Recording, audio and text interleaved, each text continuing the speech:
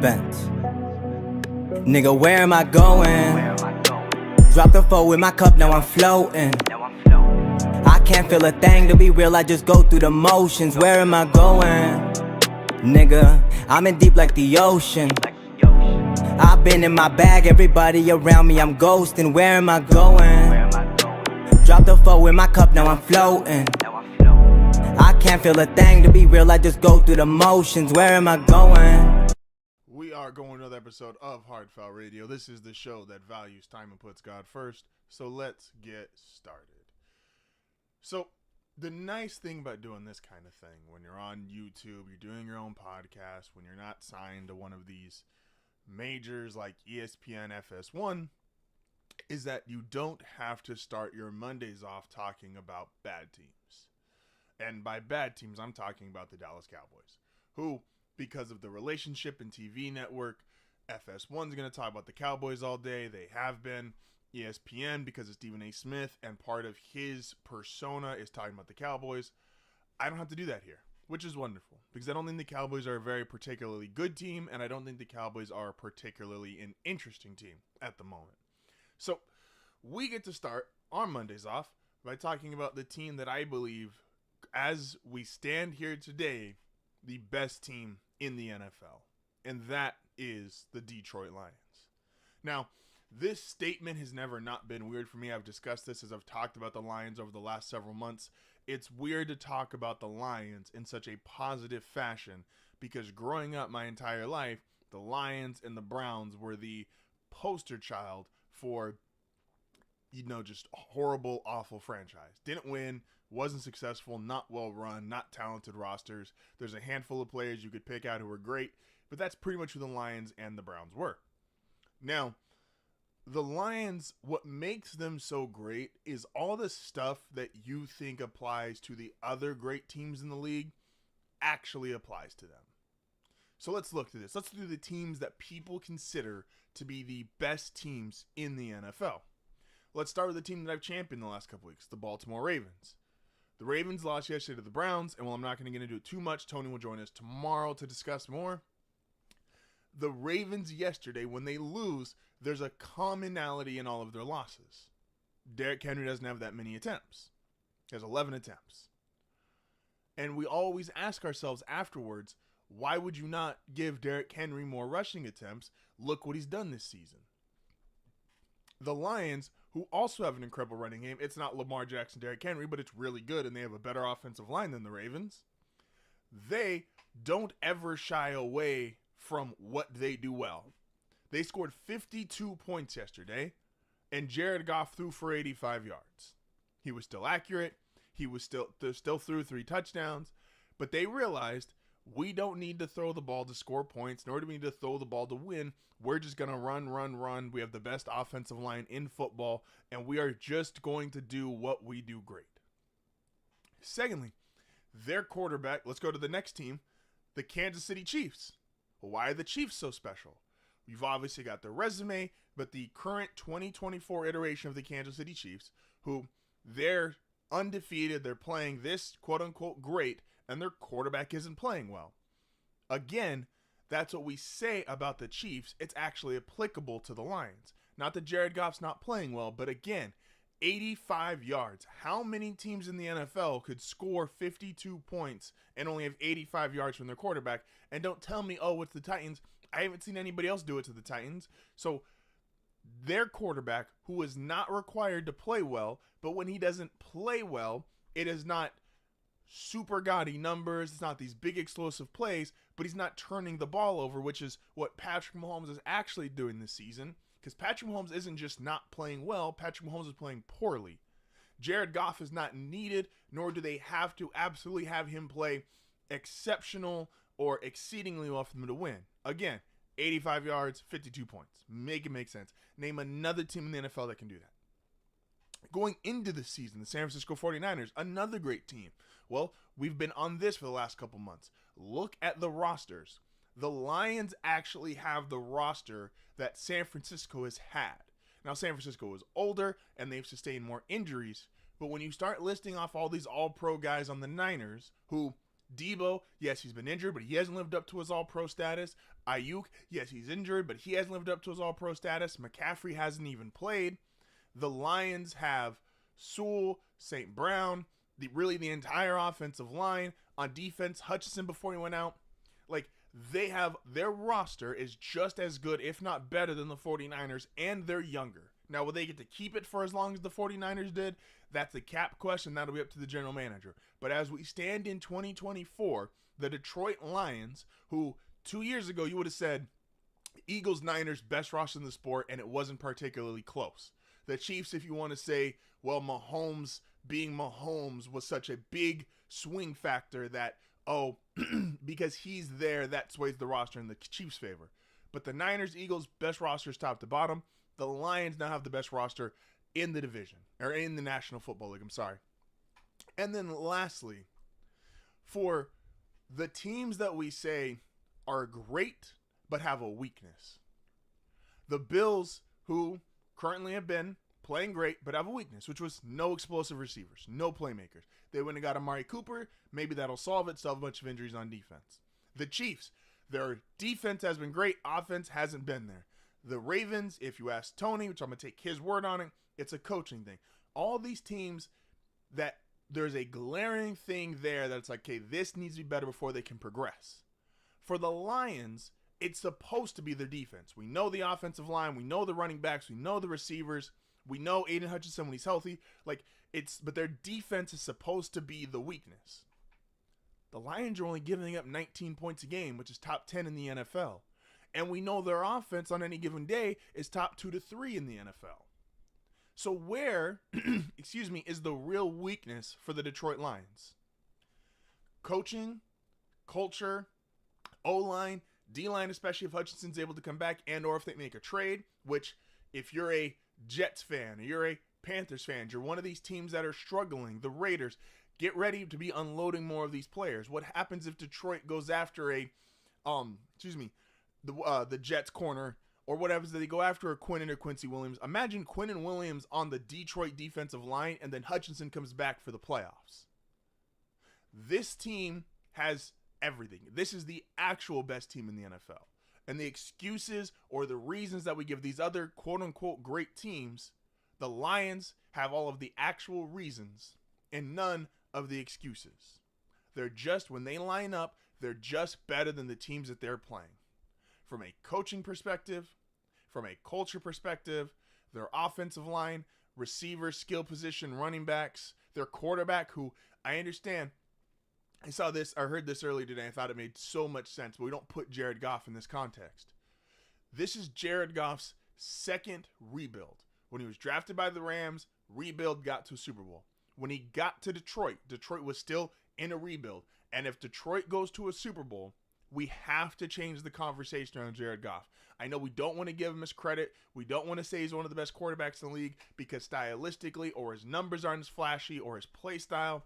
But Jared Goff, second rebuild, one with the Rams, one with the Lions, and potentially going to his second Super Bowl this year. We're going to have to reevaluate, though, if we look at Jared Goff.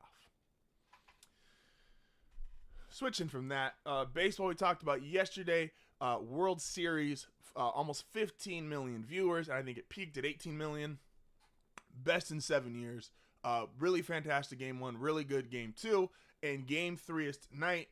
And I know this sounds, my wife is going to think this is blasphemy and she'll be angry at me, but I will, for content, I will accept it. Tonight, who wins, I firmly believe will win the World Series. The Dodgers do not want the Yankees to gain momentum, because if the Yankees can get momentum, the Yankees, we said this in the beginning of the series, the Yankees have far more arms that can go longer into games with starting pitching than the Los Angeles Dodgers do. Now, the Dodgers pitching has, we didn't predict this, but the Dodgers pitching has pitched longer into games and has been better than I think they even would have, like, what they've gotten out of their starters. I think Dave Roberts could not have prayed hard enough, and if he did pray, this is exactly what he would have wanted. But we said at the beginning, the Dodgers won a 4 or 5 game series. They used a lot of their bullpen and a lot of innings against the Padres, a lot of their bullpen, a lot of innings against the Mets, and they do not want to see this happen in the World Series too, because by the time we get to Game 5, Game 6, and if we potentially have to play Game 7, whether that's in Los Angeles or not, you don't want the tired bullpen arms. And Dave Roberts, a guy who was prone to pulling his starter early. Dave Roberts started all of these games talking about, can I just get 3 innings, maybe 4 out of a starting pitcher? And if he has to throw a bullpen game, he absolutely will. But you can only do that so much before some of these guys, the wear and tear is real. Flaherty now didn't look like it. Before Game 1, they were talking about Flaherty's fastball was already down to 90, 91 miles per hour. A lot of these guys, they're pitching longer than they ever have. They're being used more than they ever have. And the Dodgers having to rely on their bullpen far more than New York, conventionally speaking. And if this keeps going, these guys are eventually going to start seeing these guys more and more often. So the advantage you get from the specialized pitching, from Juan Soto seeing 3 different pitchers in a game, but when he sees the same 3 pitchers in 3 straight games, he's going to start getting some of these hits. When Aaron Judge, say what you want about his postseason performance up to this point, you do not want Aaron Judge to start seeing the ball and start seeing some of these relievers multiple times. The Dodgers want a quick, clean 4 or 5 game series. The Yankees want this to go 6, 7. The longer this is, the more it benefits the New York Yankees. So I truly, truly believe, even though the Dodgers are up 2-0, it's going back to New York. If New York can win these 2 games at home and they can prolong this series, it's the Dodgers do not want this to be a 6-7 game series. I guarantee you. I guarantee you. So the winner tonight, in my opinion, that's the winner. That takes the whole thing. Because Shohei is great, hurt, but he's still going to play. Mookie's been great. Freddie Freeman is already off to, if you had to say an early World Series MVP, he would clearly have it. But the Dodgers just don't have enough quality arms to keep throwing them out there. They have a lot of quality arms in terms of their bullpen, but they can't keep throwing these guys out at the rate that they've been. And I know that sounds like a generic take, but it's the truth. Because Aaron Judge gets going, Juan Soto gets going, Stanton, who had a home run, Stanton's already been going, continuing to go. You don't want these guys to keep, these are professionals, some of the best hitters in the game of baseball, and some of the best power hitters. And in these kind of games, one swing means a lot. Because you're not getting a lot of hits in a World Series game. You're not going to be able to sit there and go first to third as often as you could in the regular season. Shohei potentially might not even be a stolen base threat after getting hurt trying to steal second. So these guys, Judge, Soto, Stanton, these power hitters, the Dodgers do not want them to keep getting more and more at-bats against arms that are going to get more and more tired. So Game 3, it's always pivotal it's always pivotal, but I feel more so than normal the Dodgers need to win tonight. The Yankees obviously have to win tonight because they're not coming back from 0-3. Oh man, there's a lot to discuss today. The Lions are incredible. Can't say enough about what they've been doing. The rookie quarterbacks yesterday, the 2 that I've been told all year are clearly light years ahead of everybody, didn't put up any points. And one of them, their team lost in some pretty disappointing fashion. And another almost had himself a 5-touchdown game. I don't know, man. I don't know. This is HardFoul Radio. We'll be back momentarily.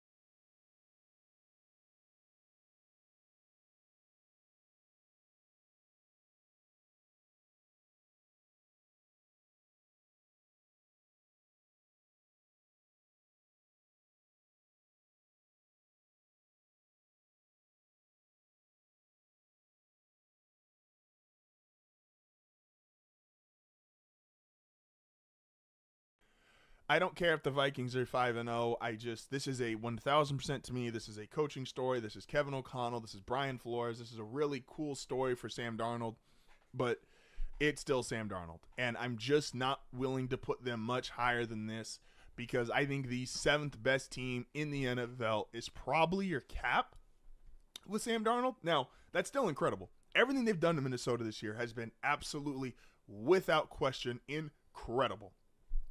But it's Sam Darnold. And And with that, we are back. This is HardFoul Radio.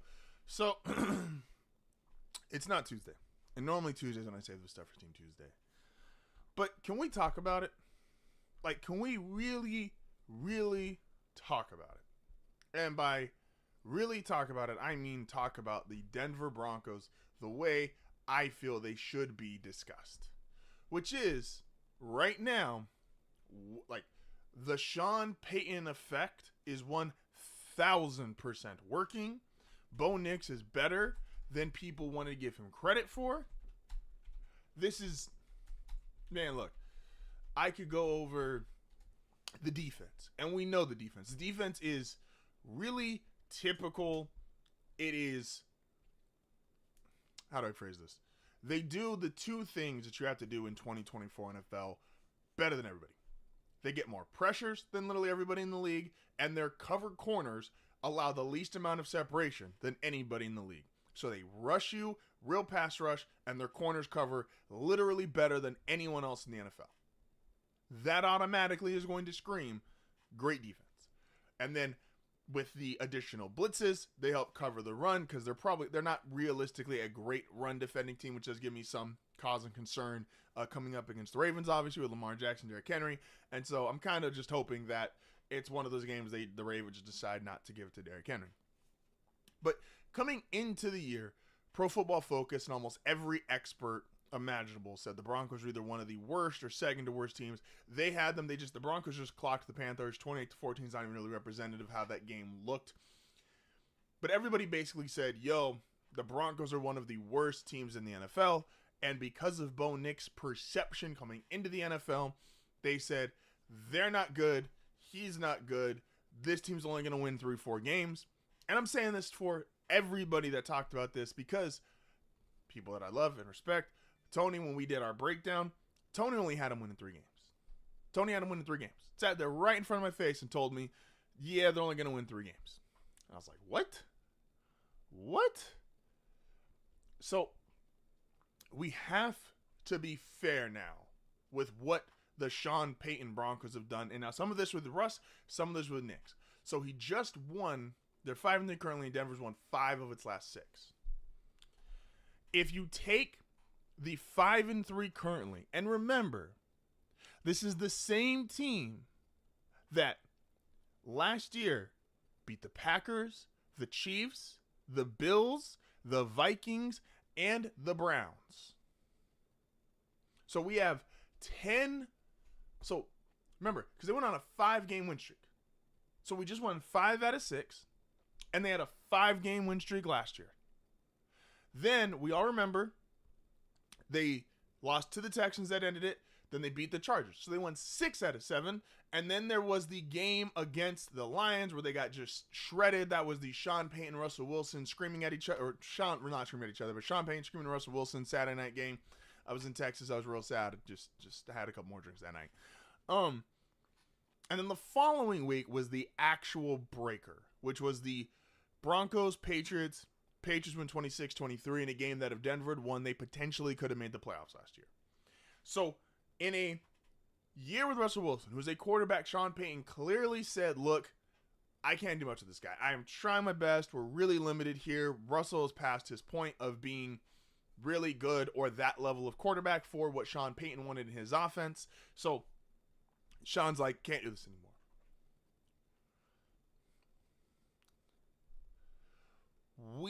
The Broncos, that 6-7, they lose the next 2. So you got 6-3. They win the final game of the season against the Chargers. Sorry, win that against the Chargers, so win 7 out of 3, and then the last game. So 7-3, which I think a lot of people forget, because the idea that Denver was horrible was more of a representation of what Russell Wilson was last year than what a representation of the entire Broncos was last year. And I know the 70-point game defined a lot, but the reality is if you take out that 70-point game, Denver's defense wasn't horrible last year. Did it require a lot of coaching? Yes. And you can see the difference with Vance Joseph, who's had more time to teach, more time to coach, more time to do all these things. You can see the clear difference in what it looks like now versus what it looked like at points last year, especially that 70-point game. But I got 7 out of 10 games won then, and we got 5 out of 8 games won now. Well, that's 12-6. That's a playoff team. And what a lot of people just want to, like, that to the, again, Denver was horrible for years. Acknowledged, understood. The Broncos under Sean Payton, these last 17, 18 games, have been a playoff team. That's who they've been. And they're about to have the stretch of their lives, and the NFL did them no favors with scheduling. They're about to go to Baltimore and to Kansas City, back-to-back weeks, which is just wild to think about. Here you go. You guys are finally having some success. Let's take you to Baltimore and then to Kansas City. And it's like, okay. Now, I have stood on this. I've been tweeting it. Denver will be 6-4 at worst. I truly believe that. Denver will be 6-4 at worst. And that's with rookie quarterback. That's with all this money in dead cap space because of Russell Wilson. And not only do I believe they'll be 6-4, even if worst case they're 5-5, you will see a legitimate competitive against the Ravens, against the Chiefs, who, you ask me, I think they're going to be the first team to beat the Chiefs this year. I think a lot of that has to do with, not that I think they're better than the Chiefs, but a lot of it has to do with familiarity inside the division. It'll be the Chiefs' first time seeing this version of the Denver Broncos. But we just have to be honest. This is who they have been. No Tony today. Tony's going to be joining us tomorrow. Otherwise, we'll have more Ravens inside from that point of view. Also, and again, this takes a while. Because when you immediately tag someone as not that good, even if you're the world's greatest analyst, the world's greatest analyst in the world, like you watched all the college football, you watched all the highlights, you watched all the reps, all the throws, and you say, this guy's not going to be a good NFL quarterback. It takes a lot, especially with any kind of influence on other people's opinion, to unwork that thought process of this guy's not very good. That was Bo Nix. Everybody... And I trust Tony's college football opinion tremendously.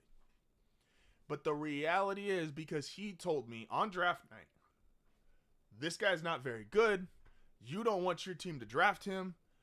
All this stuff, like, you trust me, you're going to be disappointed. Just take the tight end and sit back for a year. Try to get Shador. Because the perception of Bo Nix was so unbelievably bad, people won't even accept that. You know who led the NFL in touchdown passes for a rookie this month? Bo Nix. Do you know who should have had a 5-touchdown game yesterday? Bo Nix. He's more athletic than people gave him credit for. And because there's a handful of throws that are, in fairness, egregiously bad. The Saints throw, egregiously bad. There was a couple in the first 2 weeks of the season, egregiously bad. There were some overthrows and they were just not very good. And because he has some choppy feet at times, there is people who just decided Bo Nix is never going to be good. That's what they just decided. Bo Nix can never be a good NFL quarterback. And there was that game. It was funny. I was looking on my Twitter yesterday for all of the look at Bo Nix stats at halftime. Didn't see him. I saw them when he struggled in the worst weather game of the season against the Jets. I saw all the tweets saying, look at Bo Nix stats. But yesterday, I didn't see nearly as much people tweeting about Bo Nix's stats. It was interesting. But it takes a while. We started the show talking about the Lions. And it takes, even for someone like me, it takes a while when you've seen the Lions be dysfunctional and not a good team and just horribly run for so long. When it's time to really address, oh, this team is different. Oh, this team is now good. Oh, this team is better than who they've been. That's who the Denver Broncos are right now. The Broncos are better than what most people thought. Again, PFF had them at 5.5 wins. Tony had them at 3 wins. Let's just be honest with ourselves. Everybody said, not that great. I counter. Let's go to the other rookie quarterback game. And I'm happy Jayden Daniels played because it's going to be fun watching Jayden and Caleb. But I think you saw from both of them, I know the entirety of conversation, this is what's nice about doing this time of day. I get to see kind of throughout the day the way other people talk about certain games and talking points and kind of get a feel from like, okay, am I kind of on the same line of them or do I think, they're just being talking heads? A lot of the talking points today are Bears coaches, they did it again. They failed Caleb Williams. Defensive coordinator failed Caleb Williams. How can you lose on it? You got a defense coordinator. You can't lose the game like that. That's embarrassing.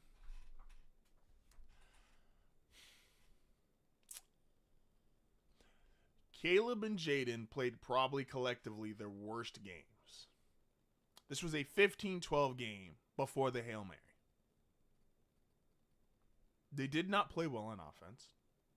Defensively, they both were confused, pushed back by better defenses. As we talked about, heading into this stretch for both of them, they are going to start playing better teams, Caleb especially. And this isn't a talk down Caleb segment. This isn't a talk down Jayden segment. This is just, can we be honest? Again, they came into the league and the expectation was they were already good. So it's hard or harder to knock them from good down all the way to not good. We're seeing with Anthony Richardson in Indianapolis, who people are really divided on today. Anthony Richardson, a lot of talent, love the measurables, can throw the ball 60 yards falling over. Like he has these alien-esque things he can do. And then he goes 2 for 15 in the first half. And we've had to see several of those kind of performances, not all quite 2 for 15, but we've had to see several of those performances to finally say, all right, Anthony Richardson, you might not be the guy. You've clearly got talent. You've clearly got a crazy arm. You have the physical abilities to play quarterback, but there was clearly something missing, and you're just not the guy. So both Caleb and Jayden, as they start to play these tougher games, let's really start to look at what are the stat lines they put up in these tougher games. Are they going 10 for 24 like Caleb Williams did yesterday? Are they only getting their offense realistically 12 points through 59 minutes like Jayden Daniels did? And that Bears defense is legit. The Washington defense is getting better, and they have a defensive head coach, so you expect that the coaching is really top-notch. But as these guys really start to play, we're not going to care about what Caleb Williams did against the Carolina Panthers. We're not going to care what Jayden Daniels did against a team that by the end of the season we're especially defensively we're going to know was bad, but he did against the Cincinnati Bengals. We're going to care how do they play in these games when the competition is better, the defense is better. How are they going to react when the schedule's tougher? I said this, and no one, and it's just all, it's just homer bias. Bo has already played tougher games. I'm not saying it's the toughest part of his schedule. Obviously, the toughest part of his schedule is going to be at the Ravens, at the Chiefs. That's coming up. But Bo has played opening night in Seattle, first career start. Bo has played against the Pittsburgh Steelers defense. So, not saying that he played great in those games, but we have to, when we're comparing stats, or we're comparing numbers, we're just comparing the progress that's being made by these guys.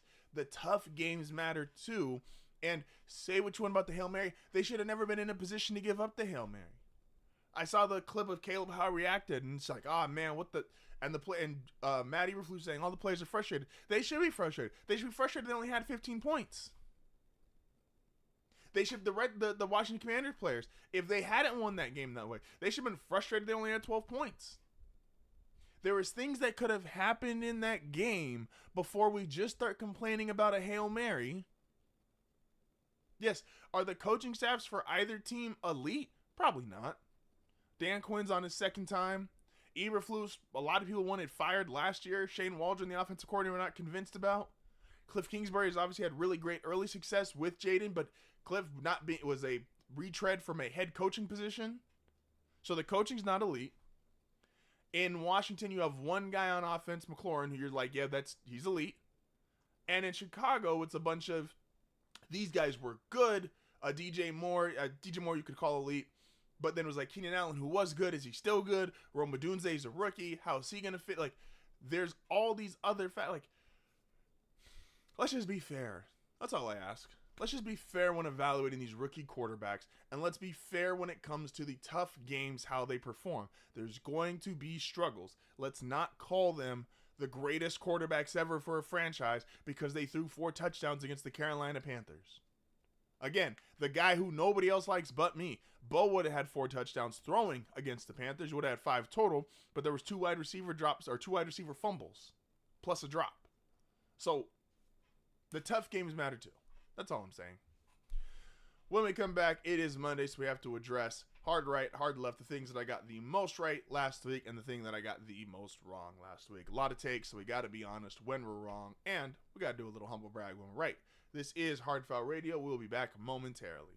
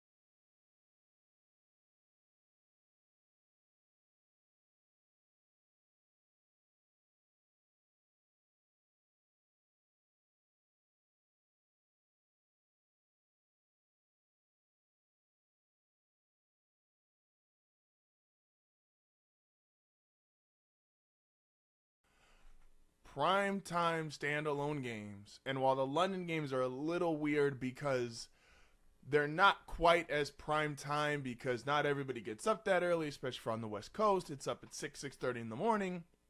So it's not quite as big as a Sunday night football, a Monday night football, these other primetime games. Unless you happen to coach for the one team whose owner is an ambassador overseas for the NFL, and your team comes out and looks, while the final score may not be indicative of it, did not play well, your quarterback looks old, threw 3 interceptions, and while your defense did actually do a pretty good job against the Minnesota Vikings, not winning that game, again, when your owner is the ambassador for the NFL overseas, you're Robert Saleh, that's the kind of game that gets you fired. And we are back. This is HardFoul Radio. Before we hop into Hard Right, Hard Left, again, it's Monday. We got to do it. It's the time to talk about the things that I got the most right, what I feel I got the most right last week, and the thing I got the most wrong. We say a lot of stuff. We talk a lot. It's only fair. Hold ourselves accountable. What's right? What's wrong? Hard right, hard left. But before we get into that, I hate reiterating this with everything. The same way I will be adamant about September MVPs don't matter in the NFL. Don't give me NBA.com just because you have a quota to fill. Oh, we have to do week 1 power rankings. Oh, we have to do week 1 odds to win coach of the year. You can't just be better than that. I understand you got a job to do. I understand you have to make content. But you can't be better than that.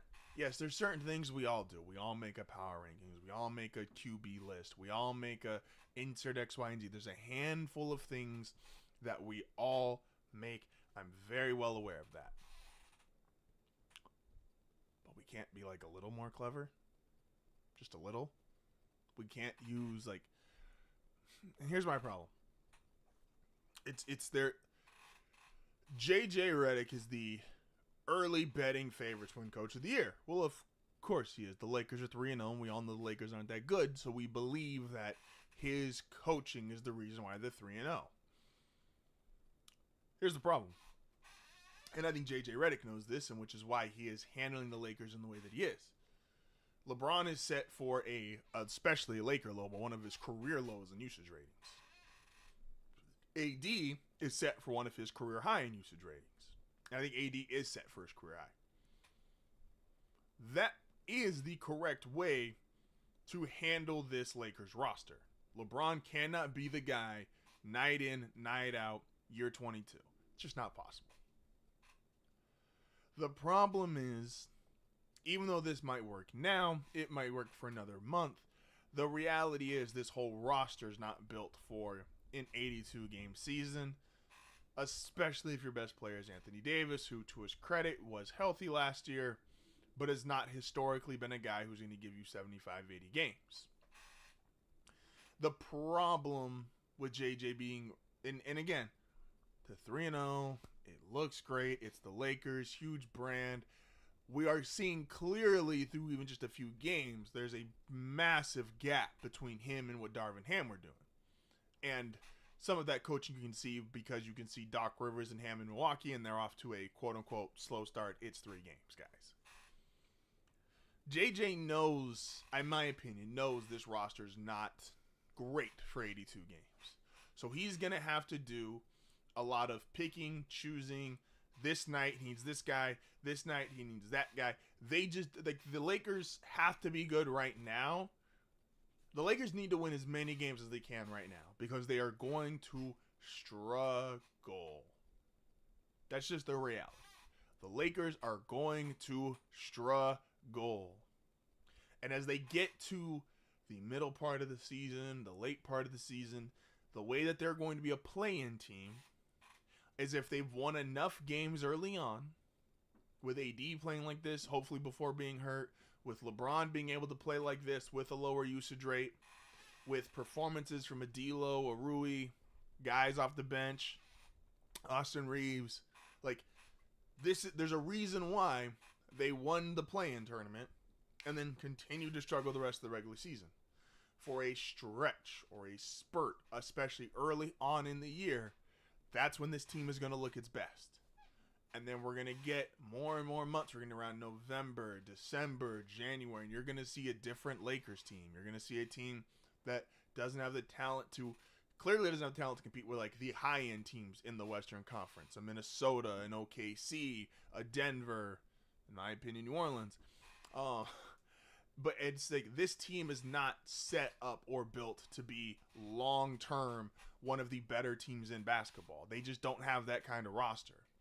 And that's nothing JJ can really do about right now. He took the job because he wanted to be a coach, and whether you want to say how he got it through LeBron or not, his job right now, and I believe he will do it, is to showcase, hey, we have a system outside of LeBron. I'm not just trying to be the coach for a year or 2 years while LeBron is here. JJ wants to have a long coaching career, and the way he proves that is that even while LeBron is there, he can do a lot with the other guys. But again, the Lakers roster, this is the time of year they have to be good, because they're not going to be good in the middle of the season. They're not going to be good in the end of the season. They're going to look really good to start. They'll probably look good again in the in-season tournament. And then after that, it's going to be a slow, steady decline downhill. And it's going to be how many wins can you stack up before that eventual decline kicks in. So, just my thoughts. Again, I just don't see the Lakers being a good team the majority of the season. I don't think that's realistic for the roster that they have. Personally speaking, of course. Alrighty. It is a Monday, which means we have to discuss hard right, hard left, the thing that I got the most right last week and the thing that I got the most wrong last week. And with my hard right, I'm not normally a ratings guy, but they do matter. And the NBA had a big dip in their week 1 ratings. Fans, we are all spoiled. We have so much at our disposal. This is one of the coolest days in sports if you're listening live. There's NHL games, there's NBA games, World Series Game 3, Monday Night Football. It's one of the coolest days in sports, the sports equinox, I believe is what they call it, when there's all four major sports leagues are going at the same time. And the NBA, we talked about this with Will, I talked about this with Tony. The NBA did a poor job broadcasting and advertising this season. They did a poor job promoting its young talent. They did a poor job just getting people excited to watch professional basketball. And it doubled down when not only did they do a poor job doing it, the stars they are currently relying on, a Kawhi who's always hurt, a Joel Embiid who's on injury management, who none of us have ever heard before. I understand we didn't know load management prior to injury management. Injury management sounds even worse somehow than load management.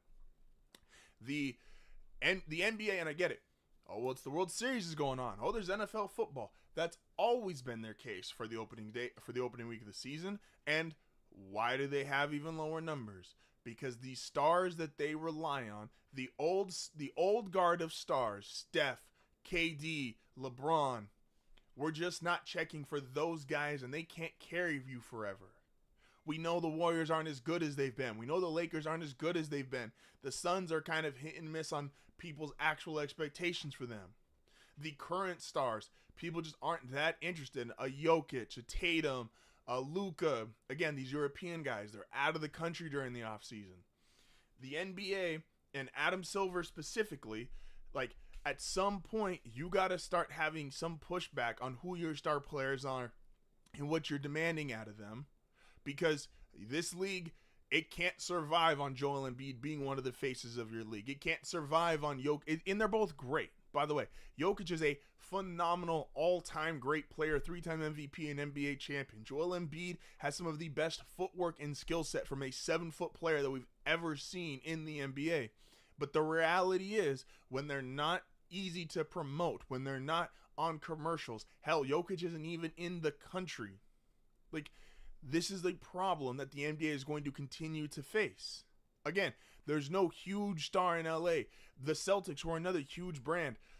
Tatum, kind of, but it's almost more of like, Tony brought this up, On Twitter, Jason Tatum is very relevant. Outside of Twitter, a lot less so. He's very quiet. He's very to himself. He's not the most marketable guy despite being with that franchise. The New York Knicks. Well, look at who the Knicks have. It's a bunch of the Villanova guys. And because they've got their own podcast, they don't want to be a part of the generic regular media cycle that's in New York.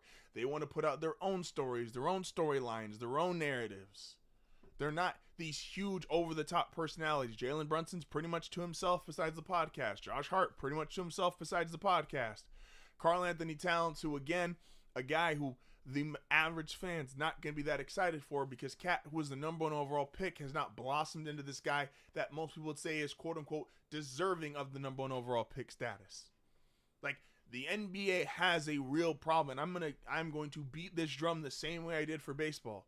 You have talent. You have an Anthony Edwards. You have an SGA. You still have Jokic, who was in his prime. You have these guys. You have still a Zion, who, say what you want about his prime and his career's gone to, is still a drawing, as someone who can draw names, can get people to a TV, and get people to want to watch basketball. You have a Luka. You have so much talent. You need to take advantage of this.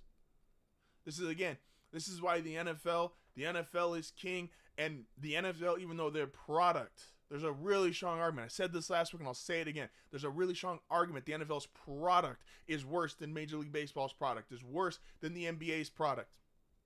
And the NBA is probably a toss-up. But these guys who you can't market correctly. Also, this play style, this is what I was banging on this last week too. Not every team can be a bunch of three-point shooting guys because it just looks like shoot around.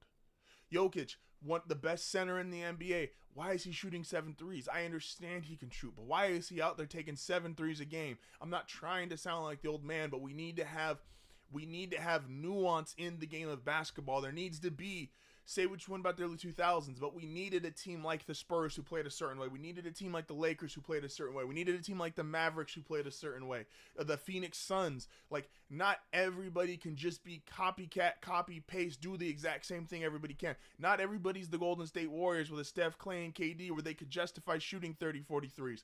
We need nuance. We need more marketable stars. It's what I love. Again, we started the show off with the Detroit Lions. I love what the Lions are doing. The Lions said, fuck you, we don't need to pass. We can still score 50 points, even if our quarterback only throws 15 times in a game. Even if I'm not the biggest Gobert fan, I like what Minnesota does with Ant, Rudy Gobert, Julius Randle. They play differently than their teams because they realize these are what our stars do and this is what they do well. This copycat idea of everybody shoot threes, everybody's taking time off for load or injury management, like non-marketable stars. The NBA, again, we have been blessed, and also the NBA has been almost just led astray by the fact of you've had these bigger than life stars who have all overlapped with each other. You had Magic, you had Bird, you had Shaq, you had Magic, Bird, then Jordan, then Shaq, then Kobe, then LeBron, and that is scaled almost 40 plus years of professional basketball, over 40 plus years of professional basketball. And that has made the NBA think, oh, we are bigger and better than what we are because we have these bigger than life personalities. But guess what? There's only one Magic. There's only one Bron. There's only one Kobe. There's only one Shaq. These guys do not keep coming down the pipeline. At some point that stops. There's not a current player who has the personality or is big as Shaq in his prime, a Kobe, a LeBron. Like, that just does not exist currently. So now, NBA, it's your turn. You need to figure it out. And in the midst of all that, you also had a Yao Ming who brought over an entire country with him. Like, the NBA ratings, and say what you want. Again, this is not just old guy bitching. This is the reality of a sport that I love. This is the reality of a sport that I love, struggling with ratings, viewership, getting more kids to play. Like, man. And NBA, and here's the thing. And for the players, to Joel Embiid's of the world, to the other guys, Kawhi, you guys are going to bleep it up for everyone's contracts. Because Joel Embiid just signed a 3 years, $191 million? And he's going to play 50 games, 40 games. At some point, owners are going to get sick and tired of paying all that money and only showing up to work half the time. At some point in time, owners are going to get sick of that shit. And all this money that you guys have made over these last 5 to 10 years with collective bargaining agreements and all the ratings increase, that because of a LeBron and a Steph and the final ratings and the way the game is marketed internationally, that's going to start to go away. They keep showing all these numbers about the NBA salary cap, how it's going to go up, up, up, and how Luka's going to be the first player ever to start making $70, $80 million a year, or Wembanyama's going to make $90 million a year. That's not going to happen if these guys don't start playing, if these guys don't start improving the product on the floor. There is not a revolutionary superstar coming in to save the NBA. Well, that's hard, right? Oh my gosh. Sorry, that's not what I'm really passionate about. Hard left in this one. I don't even think I'm necessarily wrong, just in terms of what happened on Sunday, but I think Sunday was the first time I thought this is actually a big issue, which the hard left is, I think I'm done defending John Harbaugh. John Harbaugh, Tony has been telling me for the last several weeks, has never been a great coach. He's just been a good coach, but a message that's dying out because he's been there for so long. And I've given some pushback on that. I do think John, in my opinion, mainly because of his success, has always been he's a really good head coach. And then obviously all these guys need players, right? Like John Harbaugh inherited Ray Lewis. He inherited Ed Reed. He got a young Joe Flacco who turned into a great quarterback.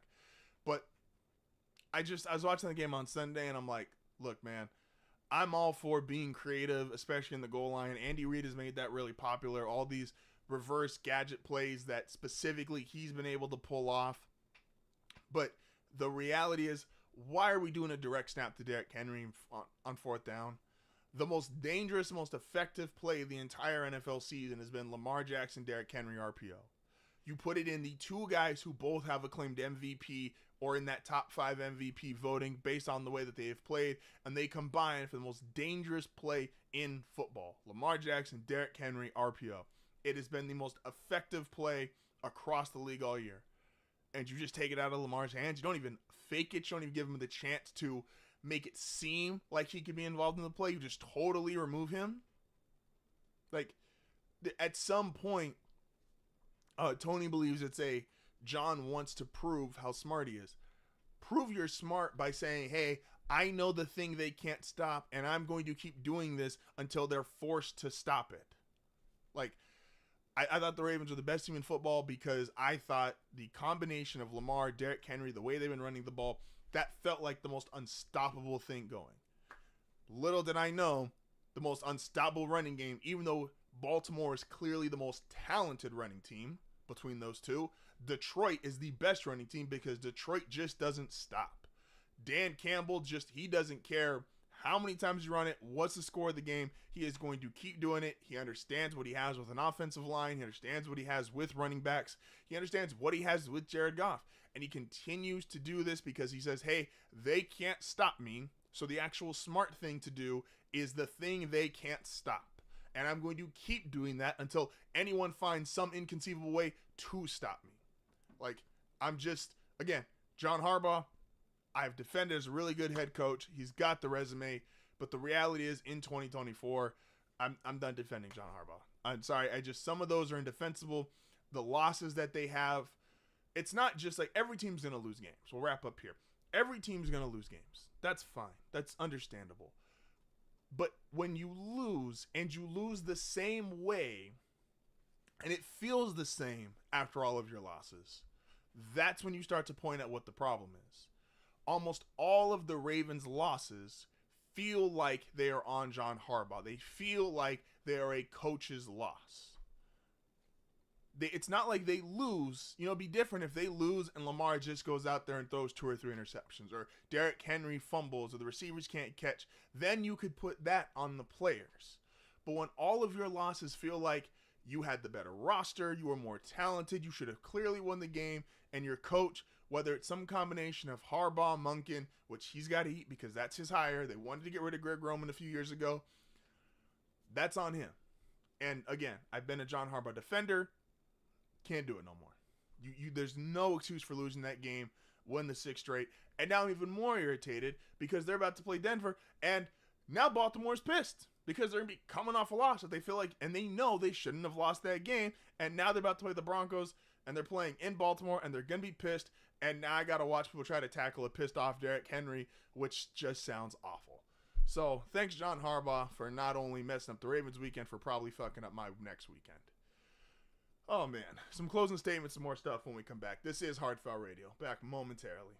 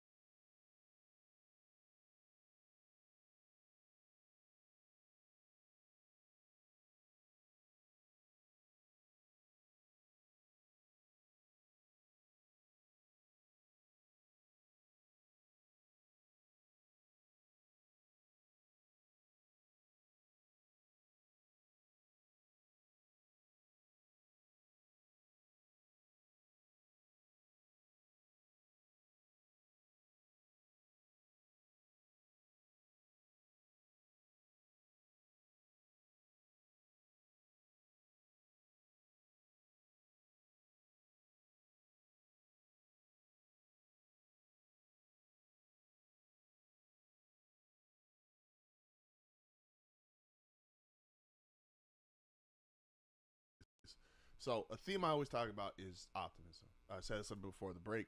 When you're a sports team, giving optimism, giving hope to your fan base, it's hard to say it's an obligation because it's a business, but it's what I would prefer. You know, I always say you could be bad and exciting, but don't be bad and boring. Like Williams, he only played the one series, put up the 70 yards, but he looked as advertised. Jaden Daniels, same thing. If you're Washington, and Washington we've talked about, total reboot. New owner, new coach, new executives, everything's brand new. They just took everything out and said, hey, look, this is who we are going forward. Jaden Daniels, he has the big throw down the sideline, which supposedly the story is he was able to audible out of.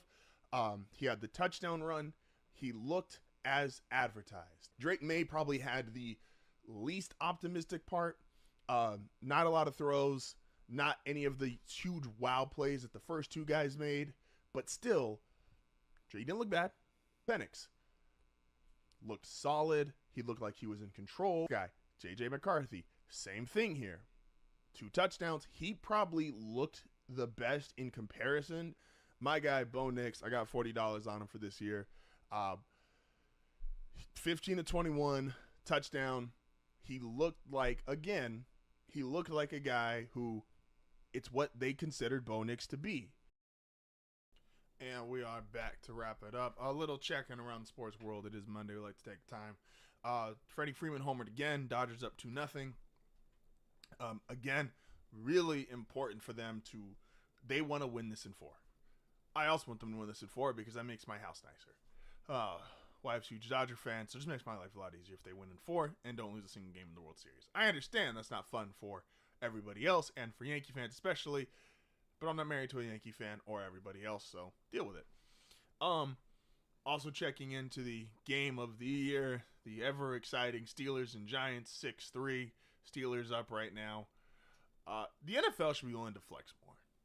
So we get into this part of the season, and they've already done it a few times, but the NFL should be willing to flex more games out of a Monday night slot, a Sunday night slot, because the reality is we shouldn't watch some of these teams perform horribly in prime time too much. The Giants is going to be the second time in 3 weeks. They're on Sunday Night Football against the Bengals, and it was not good then. And they're playing the Steelers, who have a great defense, who I don't expect the Steelers to score a lot of points because I do like pieces of the Giants defense, especially Dexter Lawrence. But this is not going to be like an enjoyable game to the average fan unless you're just one of us sickos who will watch any football game imaginable. I am one of those sickos. I understand it, but probably shouldn't. The NFL should be definitely willing to flex out more games. And I'll use a personal example. The first year with Russ in Denver, Denver had like 7 primetime games that year. Now, a couple of them got flexed out at the end, but those ones early on in the season, like nobody needed to see that Denver-San Francisco game. Nobody needed to see that Denver-Indianapolis game.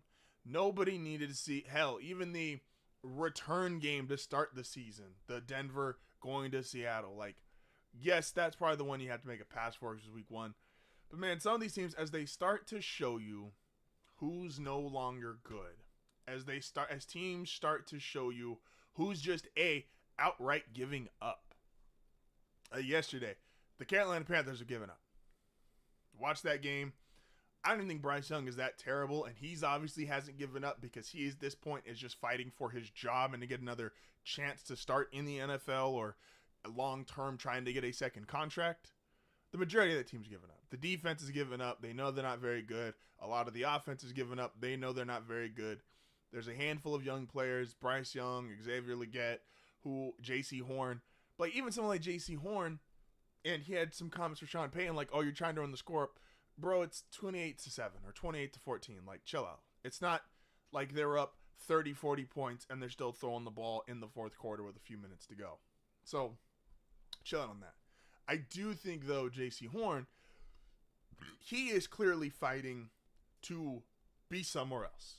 He wants to prove he is still a really good corner, and his timeline of being great is clearly not matched up with Carolina's timeline of being good or great, especially not great, but even being good. So he is playing to go somewhere else. And I think he's one of a handful of players that him, Talked about earlier with the Jets, Quinnen Williams, like these guys who are on teams that people are going to start looking at and saying, hey, you're not going anywhere. Can we start making a trade package? We have some draft picks. We have some capital. The Patriots followed my advice. Another team traded with the Chiefs today. I was really excited about it. Keep taking away draft capital. Again, I'm not worried or scared about this version of the Kansas City Chiefs. I'm aware that the two-time defending champion, I don't think they've looked great at any one individual point during this season. And as well, defensively, they're really strong, but their defense, part of what makes it so special is they don't really have to pay a lot of guys because they're paying so much between Chris Jones, Kelsey, Mahomes, that, eventually this defense, you allow them to have long-term success by allowing them to keep all of their draft capital, keep drafting smartly, keep getting guys in the third and fourth round, etc. So, NFL, let's start flexing out some games more. Some of these teams stink. We don't need to watch the Giants stink 2 and 3 weeks, as well as good to great players on really bad teams and are going to start being traded here. And can I just throw one out? And I'm looking at you when I say this. You know who you are. The Jets should trade Sauce Gardner. And I'm not one for these kind of takes. I'm not one for these kind of things. But if you're the Jets, you haven't been good the 3 years you've had them. Now, I'm not the biggest Sauce Gardner guy. I've always been of the mindset that he's overrated because he's been allowed to essentially get away with holding at a rate that is inconceivably high. I don't think he has great technique, but he is obviously respected and thought around the league as one of the best corners in football. And if you're the Jets, trade him now when his value is theoretically the highest. Probably last year was actually the highest, but you thought you were going to be competing this year with Aaron Rodgers coming back. But are you going to ask Sauce to play with another rookie quarterback, because you're going to have to draft one, because I don't believe Rodgers is going to come back after this season, and with a team that is going to be older, less talented, still no offensive line, still a struggling offense? How many years are you going to ask him to do that and play quote-unquote good soldier, especially at a position where it is tough as hell to play cornerback in the National Football League? And could you get multiple first-round picks for Sauce Gardner? I believe somebody would do that. And if you need to start revamping this team, being great at corner, this is a really unfortunate thing about it, and this is where I had this same, to be fair, I had the same fear about Surtain, is that how many years can you be bad with Pat Surtain being your best player, your corner being your best player, before you just realize your corner being your best player, not only with the good soldier topic, but it's the least impactful position if that's your best. Because even if Sauce was Deion Sanders, who cares if the run defense isn't good? Who cares if your offense can't score any points? Oh, you shut down the other team's best receiver? Fine. They ran for 100+ yards and everybody else got passes. Like, your corner being your best player only works when the rest of the team is really good. And that's the reality at that position. The Jets have two. The other guy's going to be a free agent. Sauce obviously hasn't signed to a contract. He's going to be paid. Sauce is going to get the largest contract in NFL history for a corner. Like, that is his reputation around the league. Might not be how I feel about him, but that is his reputation around the league. And if I'm the Jets, do I want to pay the highest corner ever, or the most money ever for a cornerback, if I don't think I'm going to be good in the next couple of years, when he is going to be theoretically in his athletic prime? Just a thought. With that being said, appreciate everybody for stopping by. As always, this is the show that values time, puts God first. We will see you guys tomorrow.